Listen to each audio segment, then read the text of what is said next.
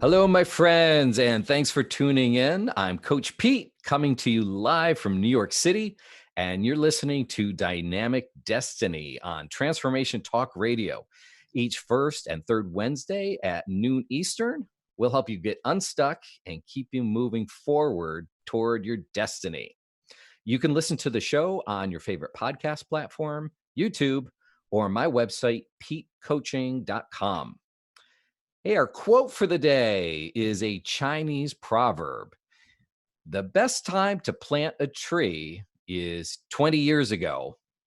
The second best time is now. I love this. I've known this one for years. Best time to plant a tree 20 years ago, meaning I need what that that tree has to give right now, but I can't do anything about it. I should have planned ahead. Okay, you didn't plan ahead. So what can you do? Next best thing? Start taking action right now, planning for the future. Love it. Best time to plant a tree was 20 years ago. The second best time is now. Hey, last episode, we touched on a timely and important topic of viewing your destiny in a generational context, meaning you need to know what came before you because it gave you what you can work with. You need to know what your assignment is, your struggle, your plans for your generation. You also need to be thinking about who's coming next after you in the next generation and what can you hand off to them. This is going to help you get a better understanding of what your life purpose and your destiny is. I got a lot of feedback on that episode. I want to read you some of the comments I got, and some of them were kind of humorous. The first one is from Phil. It says, Pete, I enjoyed the hour. Guess my generation should recognize that not everything's going to hell. And I know who Phil is, and that's the way he would have said it. So, so thanks, Phil. You're right. It's not. There's a lot of good things going on. Be careful of what the media is telling you, though, because they're only going to show you the worst. John says, this was the most thought-provoking podcast yet. You may have found the cure for tunnel vision. It opens your eyes to the horse blinders we all wear. Well, thank you, John. I'm glad it helped you see some things from another perspective. Cal on YouTube said, great show, Coach Pete. My 3 favorite words, you're right, Dad. I like that when my kids say that too. It doesn't happen very often. And Glenn says, just listen to the most recent podcast. Great content. Helps to bring to light serious misunderstandings between generations. All right, Glenn, that was our goal. And we're going to do the same thing today. We're going to build on that. So thanks so much for sharing that. I'd love to hear from you as well. So if you have comments, questions, suggestions, just email me at askpete@petecoaching.com. That's askpete@petecoaching.com. I read your comments all the time on the air, and it helps me know what you want to hear more of. So please write back to me. If you haven't listened to the last episode, you really do owe it to yourself. It was one of the messages I feel really, really strongly about. I poured myself into it. It's going to give you a fresh and encouraging perspective on things, and it'll help you break through all that negativity that's out there.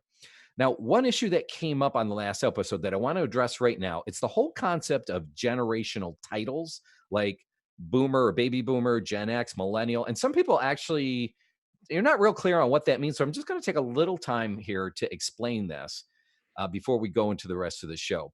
So these terms, these titles were developed by sociologists and actually ran with by marketers. They help to explain and understand general attitudes and motivations that different populations have. Okay, so the generation you grew up in helps to shape your outlook on life. Some people have used the term cultural consciousness. And depending on when you grew up and the factors that were happening to our country, to our culture, will shape the way you view things. Okay, for instance, my grandparents grew up in the Great Depression. They were as thrifty as all get out because they did not have confidence in the future that money would always be there. So they saved and they didn't spend a lot of money. I'm very, very far removed from that. I'm from the baby boomer generation, and we spent very freely. Okay, that's just one simple example. So, I want to give you some definitions so you're clear on what we're talking about. Um, Baby boomers were born between 1944 and 1964. They're currently between 55 and 75 years old. And the reason they're called boomers was the coming out of World War II, the nation was at a real high level of optimism. The economy was doing really well. We just won the World War, or part of the Allies did anyway. So people were real positive, and they had a lot of kids. Okay, and there was a population explosion, a baby boom. Okay, some of the cultural things that shaped baby generation. One was putting the man on the moon. It was a big, big event, and we became very aspirational. Wow, if we just set our hearts and our minds, we can dream, we can do big things.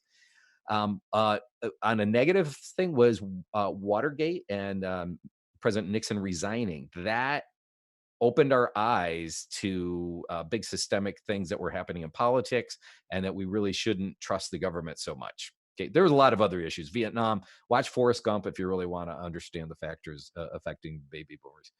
Okay, next generation is Gen X, Generation X.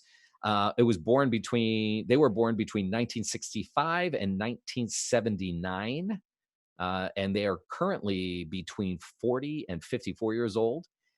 Some of the things that mark Generation X, first of all, they don't really have a cool name. It's just X. And that was it's actually part of the definition, is they're a little more silent, a little more nondescript, tend to be more cynical about things.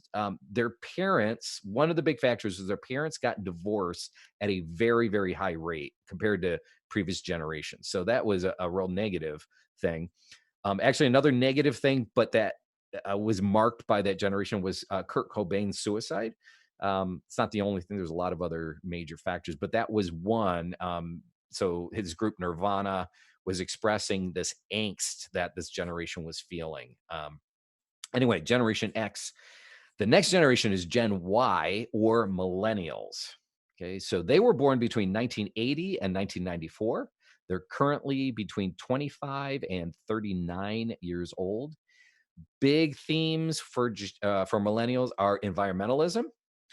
They grew up with internet and social media. As they were growing up, internet and social media was evolving.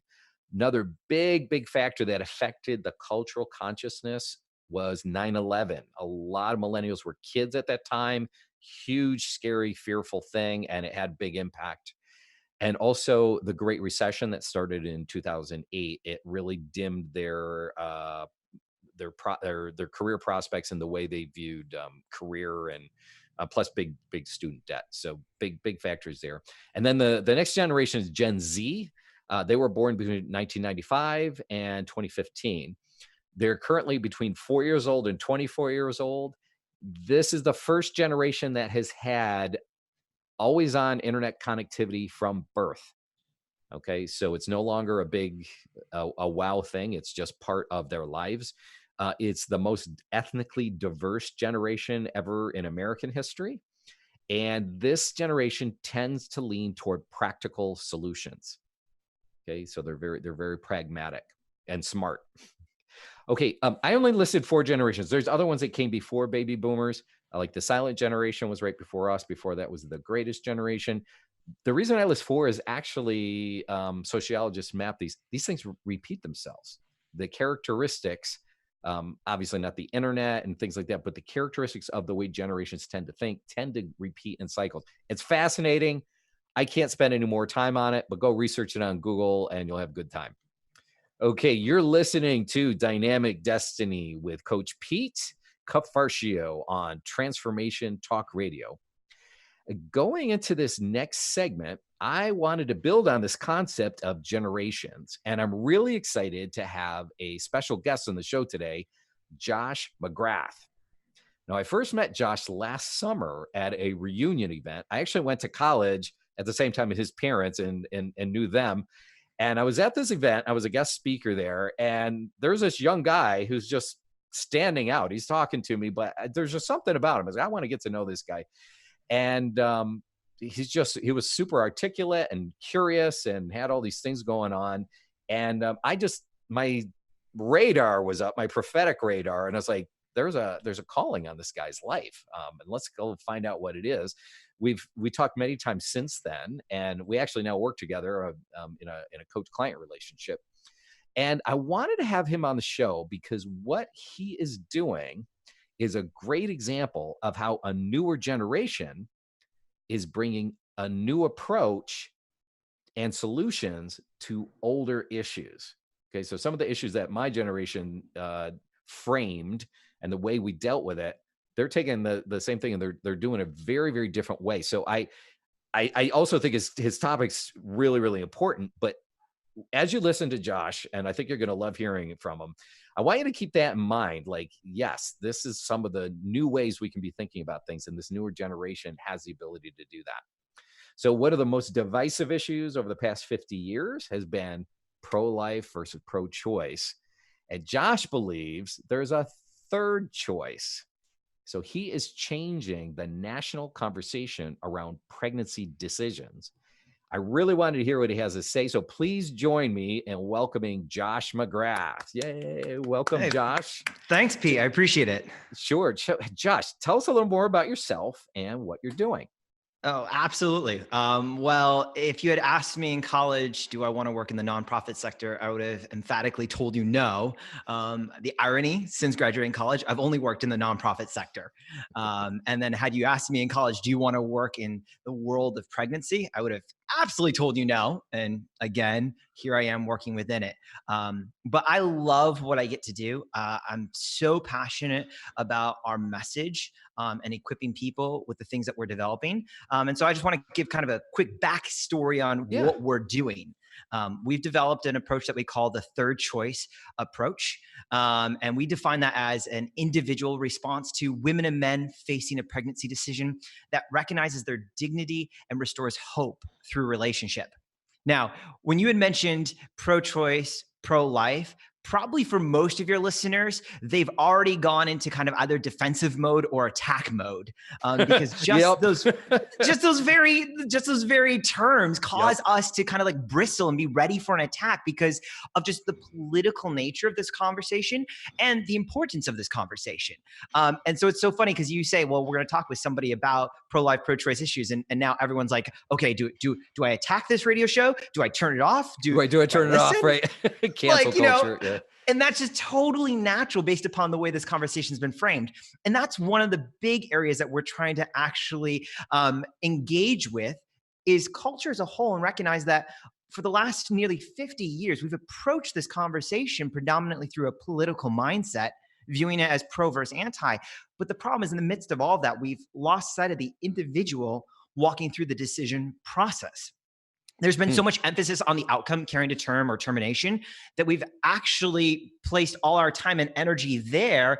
And in so doing that, have actually not really put our time and energy into seeing her and walking with her through the decision process so that she has a safe environment where she can process her thoughts, fears, and emotions, where she can have community support, and ultimately so she can be empowered to make a choice that's healthiest for her and her family. So that's kind of the big idea of what we're doing right now. Wow. Okay. And just, I perked up a little bit because you said men and women facing a pregnancy decision. Yeah, so that's one of the unique things about our messaging. So no woman finds herself pregnant on her own. There's a man involved in that process. And the thing is, there's a decision for both of them. Although legally we know that she has total autonomy of the choice, he also plays an active role in that choice because statistically we know that the number one person who the woman wants involved in the decision process is the man. And so he is the number one influencer also of her choice. So there's a decision process for both of them. There's also a decision process, though, for the community that surrounds them. The decision to get involved and to support and to love and to help them process through the decision that we all have to choose to either enter into or ignore. Okay, so let me see if I'm following this. So the third choice is it's not pro to terminate, and it's not pro-life, it's focus on the individual and their needs. Yes, absolutely. I would say it's funny because a lot of people, get uncomfortable because they're like, "Well, are you pro-choice? Well, are you pro-life? What are you?" And I'm like, I'm pro-relationship. I'm pro the individual, seeing them, and that's why in our very definition we talk about recognizing their dignity and then restoring hope through relationship. One of the unique things about Generation Z, we're talking about generations here, is that they're the most lonely generation ever recorded. Hmm. They're constantly feeling like they live in isolation. They don't have meaningful relationships. So compound that with a pregnancy, and we know statistically 45% of all pregnancies in the US are unintended. And here in New York State, where you are, where I am, 55% are unintended. So Wow, really? compound Wait, already 55%? 55% of all pregnancies in New York State are unintended. Whoa.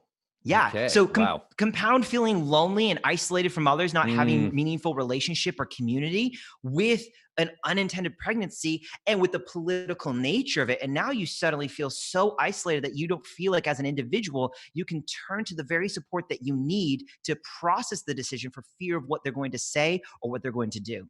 Oh, okay, so it's like they're boxed out, like, I need my family support, but if I tell them that, what's going on, I'm gonna get it could be from either side, It could be right? from either side. Yeah, yeah, Yeah, yeah. because what happens kind of culturally is, as people, we process our own thoughts, fears, and emotions in the moment.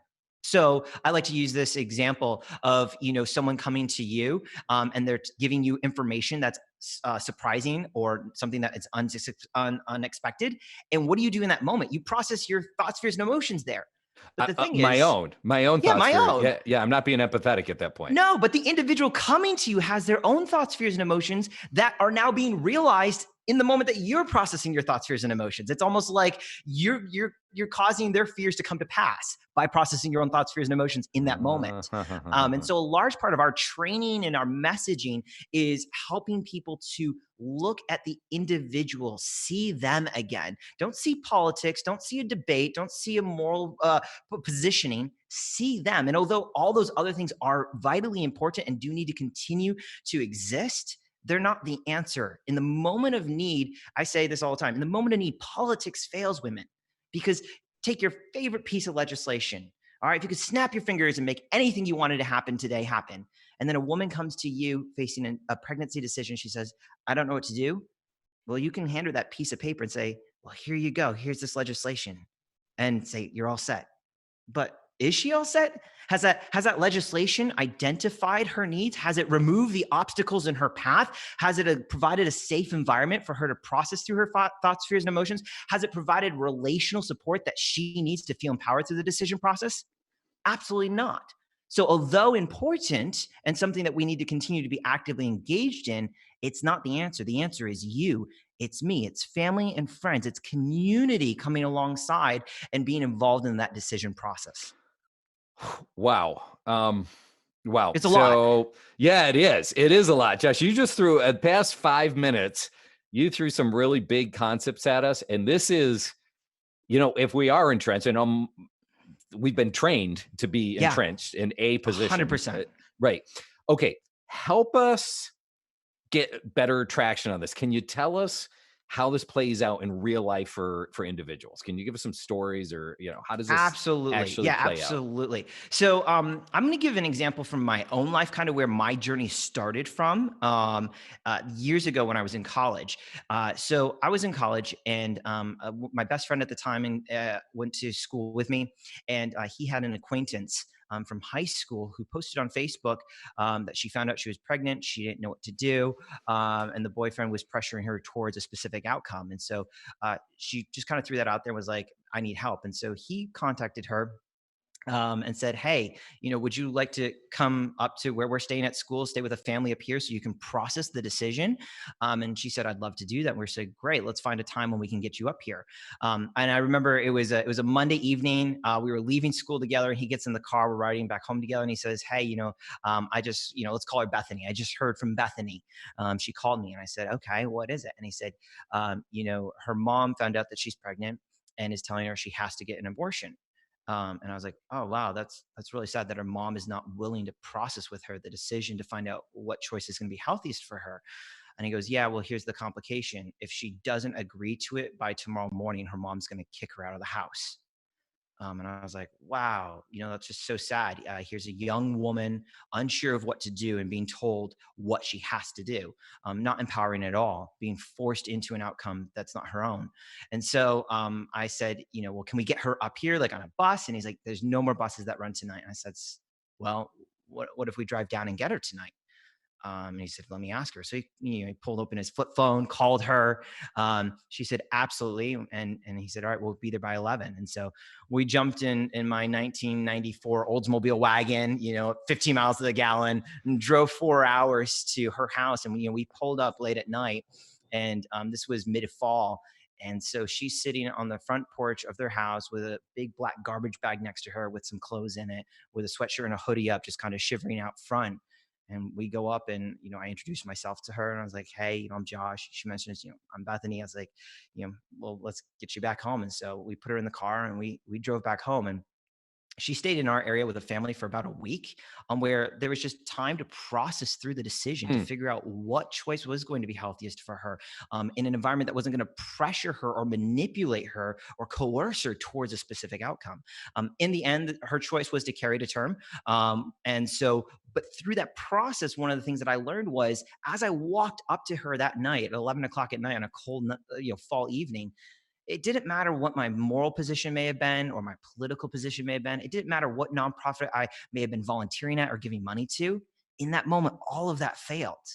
What mattered was the fact that we were standing there in that moment, picking her up, putting her in our car, and driving 4 hours home where she could stay with a family in a warm, safe environment. We say this all the time as an organization. Whatever your role, be the hope in someone's story, because we're all going to have a different role to play. Some of us, it might be involved 5 minutes. Some of us, it might be involved 5 months. Some of us, it might be 5 years. But we can no longer just vote our conscience or give money to the nonprofit of our choice. But in some way, we must be involved. And it's great because, she's commented throughout the years, Facebooked us before and just said, thank you so much for coming and getting me. And so what we see there is, in the moment, relationship transcending the complexity of the decision process to value her and help her walk through ultimately towards a healthy outcome for her. Okay. Wow. Um, I have to imagine that that scenario is pretty common. Um, Mm. I just heard a statistic like I think it was like 2 weeks ago. Maybe I don't know if you have this handy or not, but like, what's the window from someone discovering that they're pregnant to having to make a decision? It's like Yeah, really so short, isn't it? we yeah, so we talk about that all the time, from discovery to decision, and in Yeah, yeah. that window is what we call the decision process. It is pretty short. On average, it's less than 2 weeks. Oh, wow. So Yes. that's a major life decision, and I just can imagine, a young woman typically, just scared, feeling pressure from all sides. Wow. Yeah, and it's a lot. One of my favorite films that depicts kind of this situation, not for every woman, but it might depict maybe what they're feeling on the inside, is actually the scene in Dirty Dancing, when Baby stumbles upon the other entertainer, the dancer, I don't remember her name, in the kitchen. And she's just weeping and crying, and they find out that she's pregnant. And that moment where that woman's just sitting on the floor alone in a dark kitchen, weeping, doesn't know who to turn to, clearly hasn't told anyone. That's so often kind of what an individual walking through this decision process feels like. Maybe that's not externally what they're showing. And it's not going to be for every woman, but for many, it is. And so, what we see, what I love about Dirty Dancing is Baby gets involved relationally to help her. Now, some might argue about her involvement and the way she was involved. But what I do love is the fact that she just was willing to get involved in some way beyond just seeing her sitting there crying and either just telling her what she should do or walking away. I think that's powerful. Hmm, and that's the 3rd choice. It's Yeah? absolutely the third choice. It's getting involved. And that doesn't mean that things like moral discussion and politics aren't important. They absolutely are, particularly if you have a relationship with somebody. But here's the thing: what happens so often, sadly, is particularly for people of faith, they lead with the moral positioning and then follow up later with relationship. And instead of following, or instead of leading with relationship and then following back up with their moral position. And so one of the things that we try to do is we're equipping people, pro-life, pro-choice, religious, non-religious. We will work with anyone and everyone who recognizes the value of the individual and wants to be involved in that decision process to empower them. So that's kind of where we're involved. Okay. Wow. Well, because my mind is just going in so many different directions right now, and my emotions are too, because you're triggering different things. Because Yeah. just like everyone, we all have entrenched thoughts and feelings about this. Josh, I can only imagine when you come up with an approach like this, you're going to get pushback from those entrenched players. Yes. When we come back from the break, I really want to hear more about that. So, Josh, I would love if you could tell us some of the reactions you've gotten, both good and bad. Okay. So, folks, this is Dynamic Destiny with Coach Pete. And I have my guest, Josh McGrath, who is changing the national conversation around pregnancy decisions. And their approach is called the third choice. When Josh comes back, he's going to tell us some of the reactions he's gotten from the entrenched players. So don't go away. Stay tuned. We're going to be right back.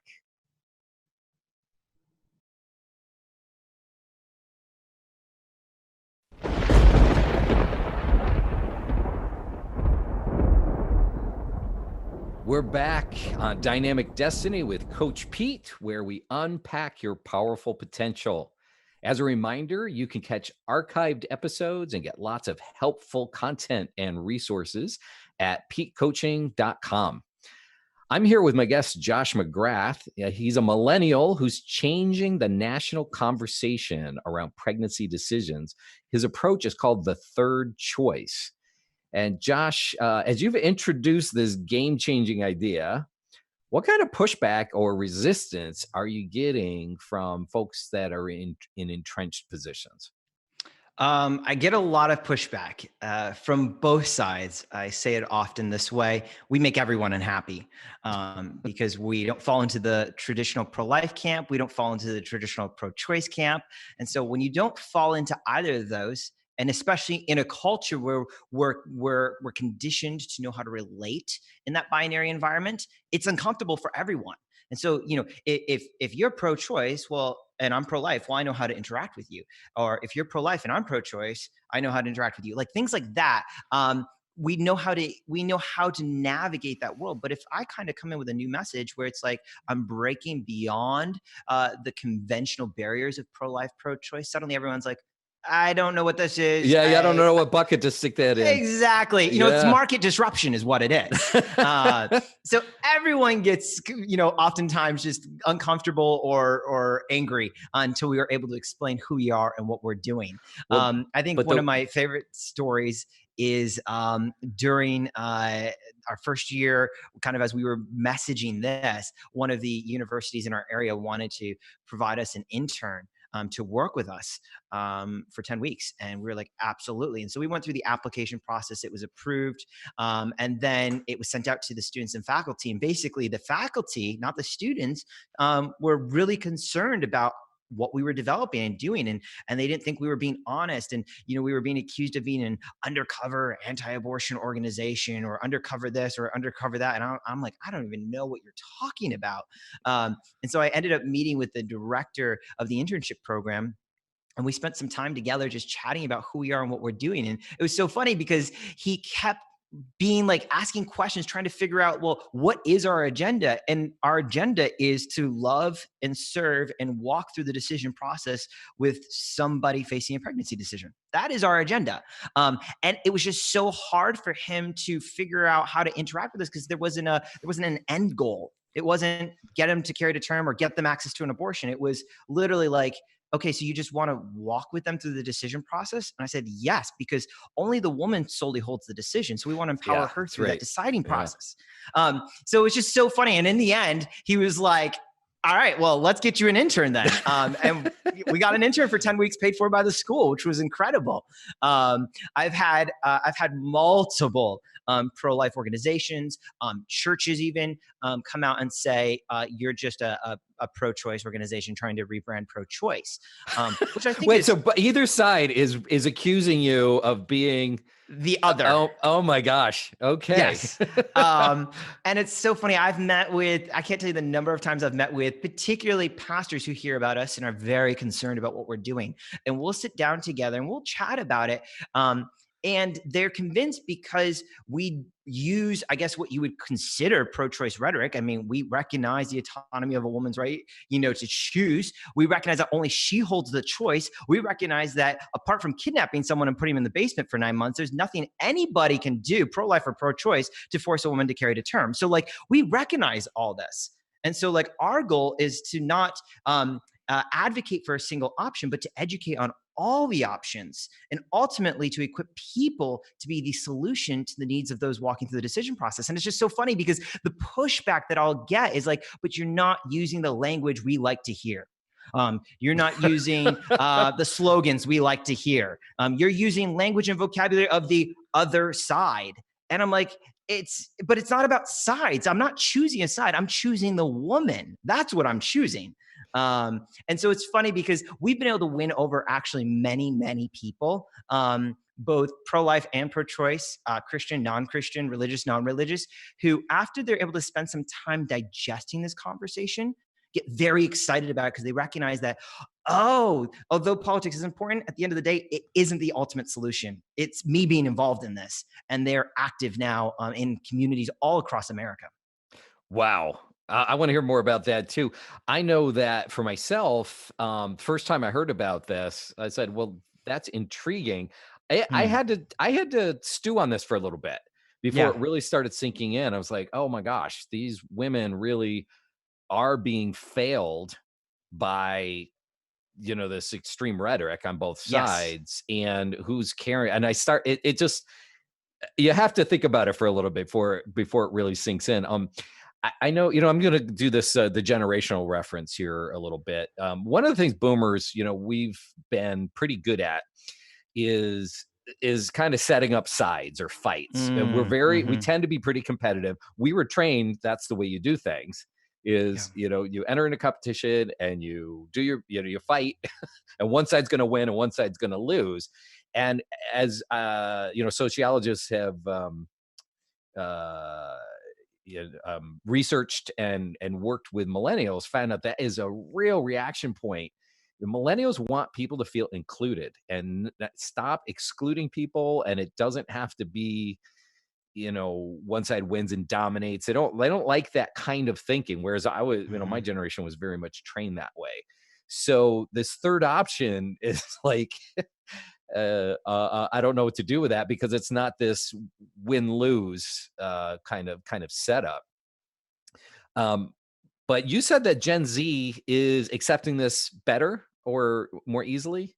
Yeah, so you're absolutely right, Pete, that the millennial generation kind of began to break outside of the traditional binary model, but only a little bit. Generation Z is very justice oriented, and so they're not so much concerned about which party is represented as much as they are about the actual justice of things.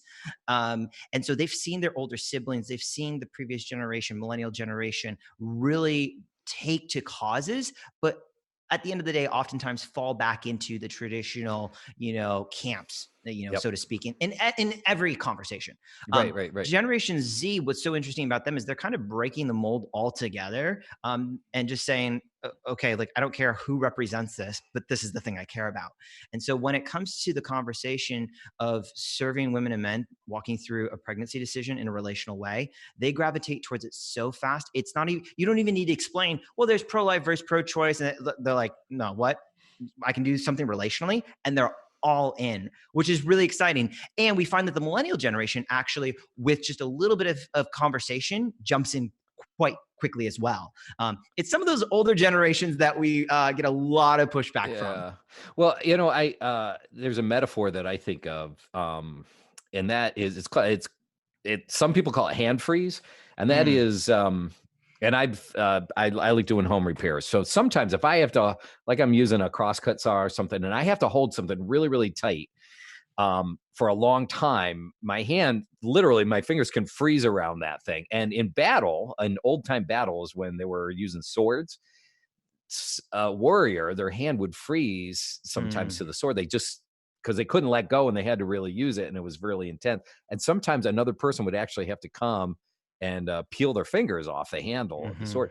And that's my metaphor, I think, for when we get so entrenched in a position and we do feel, I mean, these are not lightweight issues. Not at They're all. very, they're felt very deeply, Mhm, and we have lots of people supporting us or resisting us, and so it turns into a fight, and it gets to this point where you can't let go of your mm. position or to even consider. And it doesn't mean you're conceding, it doesn't mean you're giving anything up, but just Yeah, to yeah. consider other ways to think about it, another Yeah, perspective, absolutely. another paradigm. And it's that, like you said, it's like not hand freeze, but sometimes you need help, like letting go and seeing things from another perspective. So thank you for what you're doing that way. Hey, Josh, Yeah, absolutely. do you have another short story of another person who got helped through? Yeah. So, a lot of what we're doing is constantly equipping people to respond relationally. Mm, Our model is basically person to person. So often, culture change is trying to be done from a business to person model, an organization or institution trying to drive the change by working with the individual in need. But we recognize that ultimately cultural change happens on a person to person level. Friends reaching their family and their neighbors and their community. And so, one of the things that we have worked on over the last few years is developing a 6-hour training called the Third Choice Training that we've been able to send a bunch of people through. And kind of one of the stories that have come out of that is one of the women who was going through that training and kind of walk through that. She had a friend who was facing a pregnancy decision, unsure of what to do.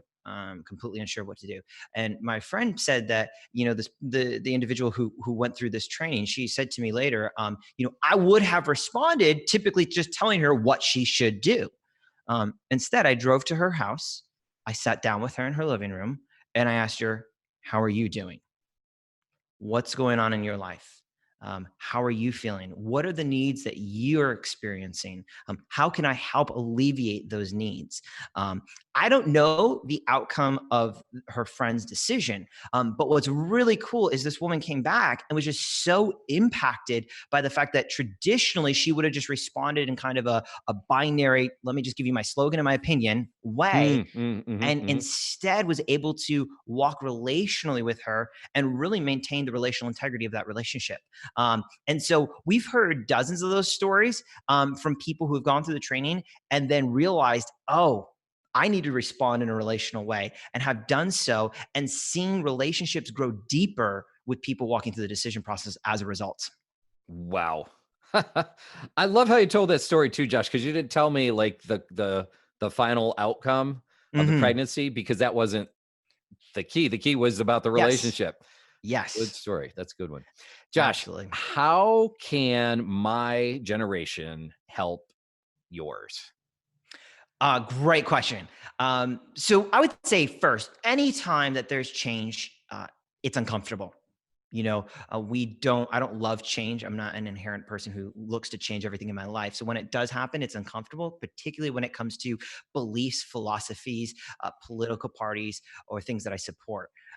So when I begin to mention about the third choice, hopefully you don't get too many angry emails or comments from your listeners. I may have started No, bring a it on. fire. I'm not afraid. I'm not afraid. I may have started a fire in a few houses today now as a result.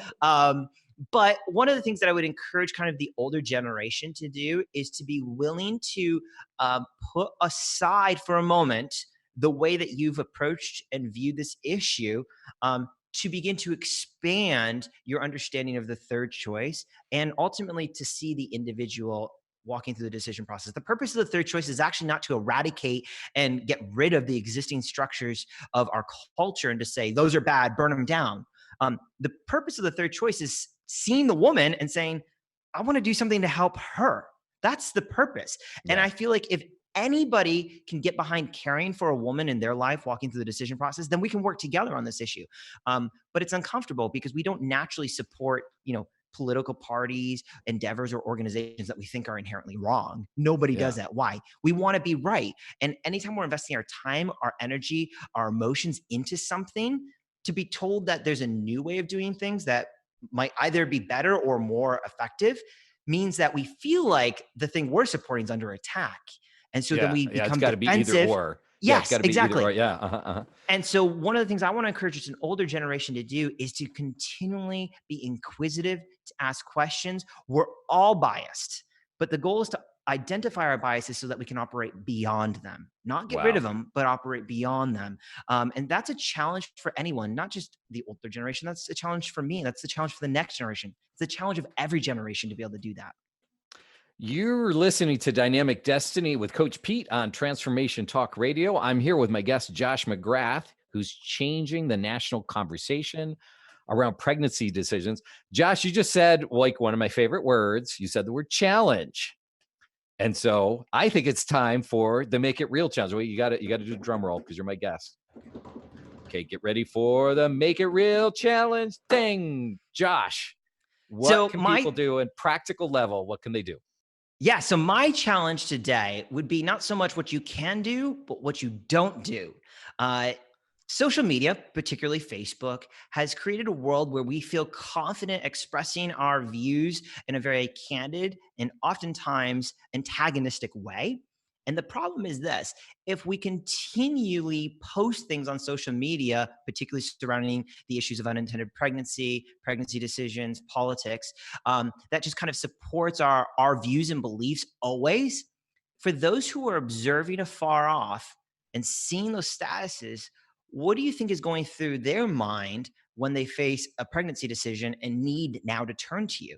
They're thinking about all those statuses, all those memes, all those things that you've been publishing and being like, I can't talk to them because I know exactly what they're going to tell me I have to do. Even if you don't, even if that's not how you operate, and you're like, no, I would totally be accepting and listen and walk with them through the decision process. The atmosphere you've curated You're sending those online, signals. You're sending yeah, those. creates Yeah. an environment where the individual doesn't think that's actually true. So my encouragement, my challenge today would be take today, tomorrow, and this week to not post something. And it doesn't feel very dramatic because it's like, well, I want to do something. I want to go to I want to chant or go to a march or hold a sign. But actually, the greatest change happens in the unforeseen moment or the unseen moments, not in the moments where we're gathered together, chanting. So Hmm. Wow. Okay. Well, that's got to be an easier Make It Real challenge than some of the other ones that we've done. it can be until I've been there. I've Oh, been that's like, true. That's I'm true. gonna Maybe it's share not this going to be right easy. now, and I'm like, oh Yeah. no, I Maybe it can't. won't be easy for some people. I mean, I used to be the guy in college who was correcting all my classmates on Facebook because they were being illogical. They didn't have their views and beliefs backed up with stats and studies. And I don't think I changed anyone's mind. So And now you do it on Instagram. No, I'm only kidding. So okay, awesome. You're right. It doesn't change anybody's mind, and yeah. absolutely, yeah. It makes us feel good though. It like gives us a rush, be like, oh, look at what I just put out there. And I'm like, but would we actually say that in real life if we were sitting down having a conversation with somebody? Absolutely not. We'd be much more congenial and authentic in our day-to-day interactions with one another. All right. Well, Josh, thank you so much. How can people get in touch with you? Yeah. So, we are just getting this launched off the ground. We've been operating with the Third Choice for about 3 years now. But bringing it national has been a progress over the last couple years. And so we don't have a huge online presence yet, but you can go to our Facebook page, The Third Choice Approach. So facebook.com/The Third Choice Approach, where we're going to begin to kind of keep you aware of ways that you can be educated and involved in this discussion. But ultimately, I would say the biggest thing that people could do is to help me bring this message to a greater platform. I'm one guy. How would we do that? Great question. So utilizing your sphere of influence by, if you want to bring me out to speak to a group of people, maybe you've got a business that you run or you're a manager of a department, or you want to bring me out to speak at your college campus. We spoke at 2 state university classes this past fall, and some communications classes on the Third Choice. Maybe you want to be trained in the 6-hour training, and you want to see what that entails. Things like that where you can get in touch, and I'm happy to do a video conference call. I'm happy to do a phone call. I'm happy to email. I'm happy to travel. We'll figure out those details. But really, my goal is for your listeners to think about opportunities, places, people that they know that would benefit from exploring the message of the third choice. Okay. And then the kind of the messaging, though, they could find that on the Facebook group, right? Yes. Yep. Okay. And again, it's on Facebook. It's a group called what is it Third again? choice approach. Third choice approach. Yep. Okay, The we'll put that in third the choice show. approach. The third choice approach. Yeah. Great, great. And you can reach out to Josh on that as well, and do messaging and things like that. That's great. Well, Josh, being a boomer and having gone to college with your parents, I feel so old. um, I just want to see, I just think that this is one example. Hmm. Okay, what you're doing, I think it's awesome. It's creative, it's innovative, it's real, it's loving, right? And Hmm. it's relational. I Yeah. think this is just one approach. There's so many issues that need fresh, new, different thinking, and it's not like Hmm. which side do you pick. It's like the different. It's the Yeah. third. Yeah. And I just want to I just want to tell you, communicate from my generation. We support you. We Mm. love what you're doing. We're rooting you on, and we did. We're not done with our work, my generation, but we're getting Yeah. Yeah. closer toward it, and we're just we're rooting you guys on, and let us know how we can help you guys and gals for the work that you're doing, because it's so needed, because there's so many people, there's so much pain in the world, right? Yeah. Yeah. And these things are not like you said, they're not solved through legislation, right? That doesn't. Hmm. Yeah, so that's great. Josh, anything else that you'd like to share with us before we start to wrap things up? First, I just want to thank you for the opportunity. I think you're a great example of the very thing I just asked your viewers for. You're utilizing your platform and your influence to bring the third choice message to a greater audience. I love that. And I guess, my final kind of admonition would be this.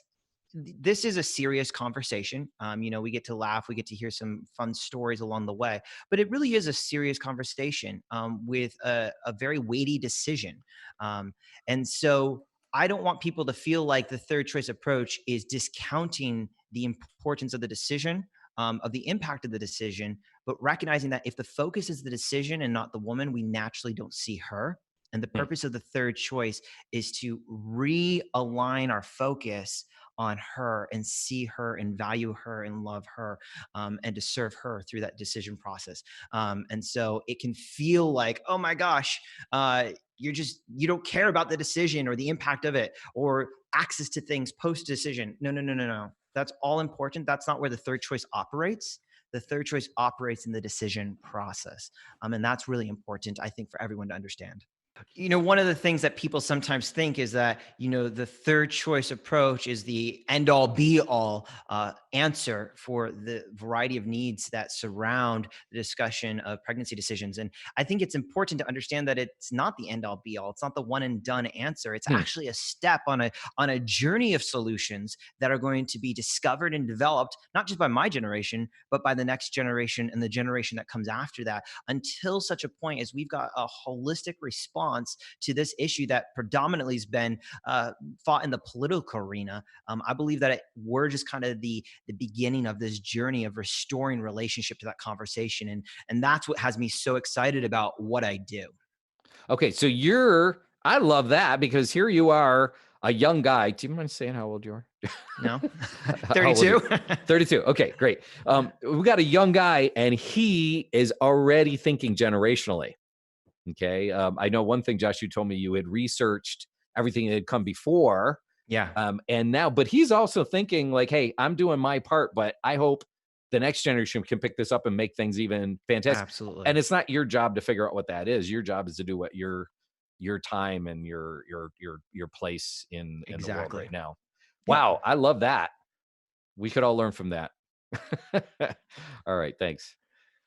Hey, as we wind down, I have a favor to ask, and that is, if you benefit from this show, Could you please click the like option and share it with your friends? Or if you listen to this podcast, rate it. That helps the media platforms know that it's valuable and they'll promote it more. So thanks a lot. That would really help. And let's help Josh out here. And the third option, conversation. Share this message. If you're watching it on YouTube, share it. Send the link around. If put it on your social media. If you're listening to it on podcast, forward the podcast so more people can hear this, and so they can connect with Josh. And let's see. Our quote for the day again is a Chinese proverb. The best time to plant a tree was 20 years ago. The second best time is right now. So let's think creatively and let's be planting the right kind of trees because they take a while to figuratively, they take a while to take root before they start Hmm. really get big. And yeah, we want to keep these things moving forward. Hey, I've had Josh McGrath on my show here. I want to thank you all for tuning into Dynamic Destiny. Our awesome guest, Josh. I learned a lot. I hope you did too. Hey, please join me every other Wednesday at noon Eastern, 11 a.m. Central, and 9 a.m. Pacific time. Have a great week, and I will see you back here next time. Remember, you really are God's gift to the world. So be the best version of you that you can be because we're depending on you. Bye bye.